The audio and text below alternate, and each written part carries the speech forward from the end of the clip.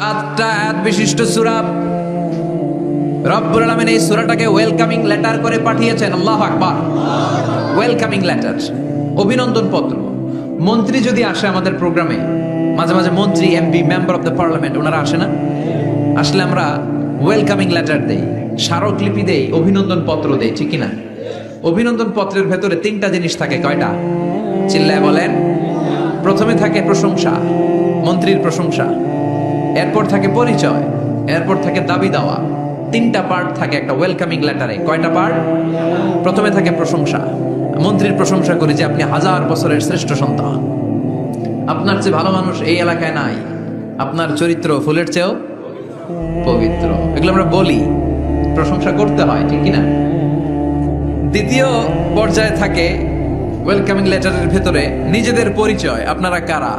তারপর আমরা পরিচয় দিই যে আমরা এই মসজিদের গভর্নিং বোর্ডের মেম্বার্স, আমরা এই মসজিদের লোক, আমরা এই হাই স্কুলের সদস্য, আমাদের একটা একাডেমিক ভবন লাগবে, আমাদের মসজিদের 3 তলার কাজ ধরেছি, ওইটা লাগবে, ওইটা লাগবে। এগুলো আমরা পরে বলি, আমরা নিজেদের পরিচয় দেই। প্রশংসার পরে আমরা পরিচয়, যে আমরা এই মাহফিলের ইন্তেজামিয়া কমিটি, আমরা এই স্কুলের গভর্নিং বোর্ডের সদস্য, নিজেদের পরিচয় দেই। প্রশংসাও করলাম, পরিচয়ও দিলাম। এরপরে আছে কি? দাবি দেওয়া। আমাদের দাবি মানতে হবে, নইলে গদি ছাড়তে হবে। এরপরে আমরা দাবি দেওয়াতে যাই। তো সূরাতুল ফাতিহাটাকে আল্লাহ তাআলা এরকম একটা ওয়েলকামিং লেটারের মতো করে পাঠালেন। আল্লাহ বুঝাতে চাইলেন প্রতিদিন পড়বি তো, এজন্য 3 ভাগ করে দিলাম। সুবহানাল্লাহ। প্রথম 3টি আয়াতে আমি রব্বুল আলামিনের প্রশংসা তোরা করবি। চতুর্থ আয়াতে তোরা তোদের নিজেদের পরিচয় আমার কাছে পেশ করবি। এরপরে শেষ 3টা আয়াতে তোদের দাবি দেওয়া বিনয়ের সাথে আমার কাছে পেশ করবি। প্রথম 3 আয়াতে প্রশংসা কার?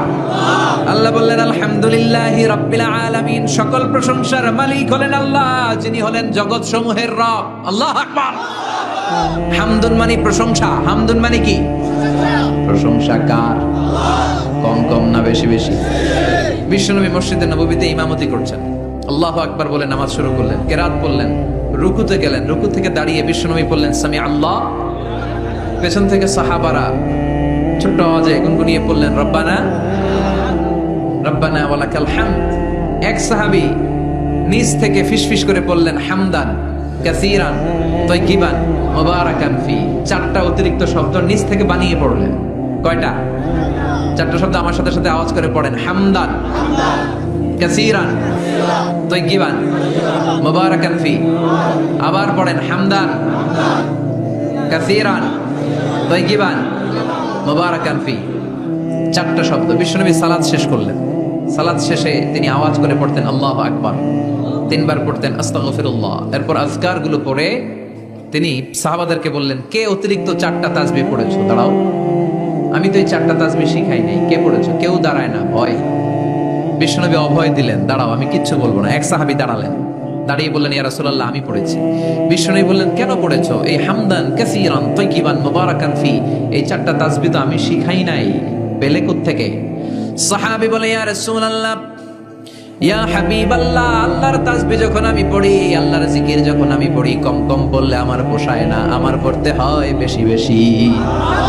এজন্য আমি নিজ থেকে আই ফেব্রিকেটেড দিস তাসবিহ, আমি নিজ থেকে এটা বানিয়ে পড়েছি। বিশ্বনবী বললেন, ও সাহাবী, ভয় পেও না, চিন্তা করো না। তোমরা দেখো না, এই নামাজরত অবস্থায় আমি দেখেছি বিদউ ওয়া 30 মালায়েকা, 30 জনেরও বেশি ফেরেশতা। তোমার এই অতিরিক্ত 4টা যে তাসবির সওয়াব হয়েছে, এই 4টা তাসবির সওয়াবটা 30 জনেরও বেশি ফেরেশতা। কে কার আগে এই সওয়াবটা আল্লাহর আরশে পৌঁছে দিবে, এই নিয়ে ফেরেশতাদের মধ্যে আকাশে প্রতিযোগিতা চলছিল। আকাশে তারা কম্পিটিশন করছিল, কে কার আগে আল্লাহর দরবারে পৌঁছে দিবে এই প্রশংসা। এজন্য আল্লাহর প্রশংসা কম কম না বেশি বেশি? আল্লাহর প্রশংসা করে আমরা শেষ করতে পারবো? সাগরের জলকে কালি করে, গাছের পাতাকে খাতা করে, তোমার মহিমা লেখা শেষ হবে না, যদিও লিখি প্রভু জীবন ভরে। সাগরের জলকে কালি করে, গাছের পাতাকে খাতা করে, তোমার মহিমা লেখা শেষ হবে না, যদিও লিখি প্রভু জীবন ভরে সাগরের জলকে কালি করে। সুবহানাল্লাহ পড়েন। উপমাটা খেয়াল করেছেন? মেটাফরিক, এটাকে বলে মেটাফোর, রূপক অর্থে মাজাজি ভাবে আল্লাহ বলেছেন সাগরের জল যদি কালি হয়, গাছের পাতা যদি খাতা হয়। পৃথিবীতে কয়টা গাছ আছে? পৃথিবীতে বাদ দেন, কুমিল্লাতে গাছের পরিমাণ কেমন? অনেক। তো কুমিল্লায় যদি অনেক হয়, বাংলাদেশে কেমন? বাংলাদেশেও অনেক। আচ্ছা, তো আফ্রিকার জঙ্গলের কি অবস্থা? সুবহানাল্লাহ পড়বেন না? এই সব গাছের পাতা যদি খাতা হয়ে যায়, সাগরের জল যদি কালি হয়ে যায়। পৃথিবীর সবচেয়ে গভীরতম সাগরের নাম প্রশান্ত মহাসাগর। গভীরতা, সবচেয়ে গভীর জায়গার নাম মারিয়ানা ট্রেঞ্চ, গভীরতা প্রায় 36,000 ফিট। দ্বিতীয় গভীরতম সাগরের নাম আটলান্টিক মহাসাগর, সবচেয়ে গভীরতম জায়গার নাম হচ্ছে পোয়েটোরিকো। এই পোয়েটোরিকোর গভীরতা প্রায় 33,000 ফিট। মহাসাগর কি পৃথিবীতে শুধু দুইটা? কথা বলেন। প্রশান্ত মহাসাগর, আটলান্টিক মহাসাগর, ভারত মহাসাগর, উত্তর দক্ষিণ, কত মহাসাগর, কত সাগর। এ আমাদের বঙ্গোপসাগর, লোহিত সাগর, ভূমধ্য সাগর, চায়না সাগর, কৃষ্ণ সাগর, সাগর আর সাগর। এই পৃথিবীর 70% শুধু সাগর, 70% শুধু হানি আর হানি, নোয়াখালীর ভাষায় পানি আর পানি। তো এই সব পানিগুলো যদি কালি হয়ে যায়, আল্লাহর কথার ওজন কি দেখেন? কোত্থেকে আল্লাহ এই মেটাফোর, রূপক অর্থ নিয়ে আসলেন? সব সাগরের পানি যদি কালি হয়ে যায়, সব গাছের পাতা যদি খাতা হয়ে যায়, সাগরের জল নামক কালি দিয়ে গাছের পাতা নামক খাতার উপরে যদি আমি আল্লাহর প্রশংসা লিখতে শুরু করে দাও, সাগরের জলও শেষ হয়ে যাবে, গাছের পাতাগুলো ফুরিয়ে যাবে, আমি আল্লাহর প্রশংসা করে শেষ করা যাবে না। قل لو كان البحر مدادا لكلمات ربي لنفد البحر قبل أن تنفد كلمات ربي ولو جئنا بمثله مددا। সুবহানাল্লাহ। ফুরিয়ে যাবে, ফুরাবেন আল্লাহর প্রশংসা। এজন্য আল্লাহ আলহামদু দিয়ে শুরু করলেন।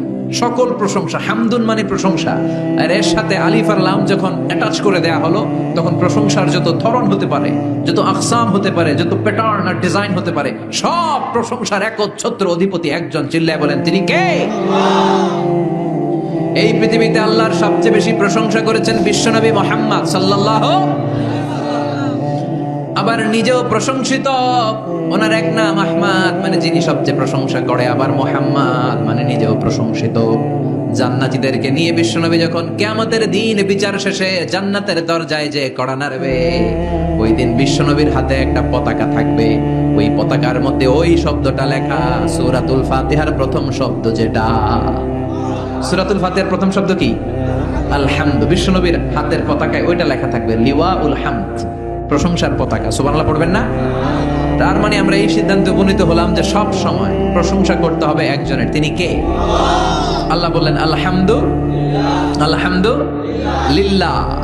সব প্রশংসার মালিক হলেন আল্লাহ।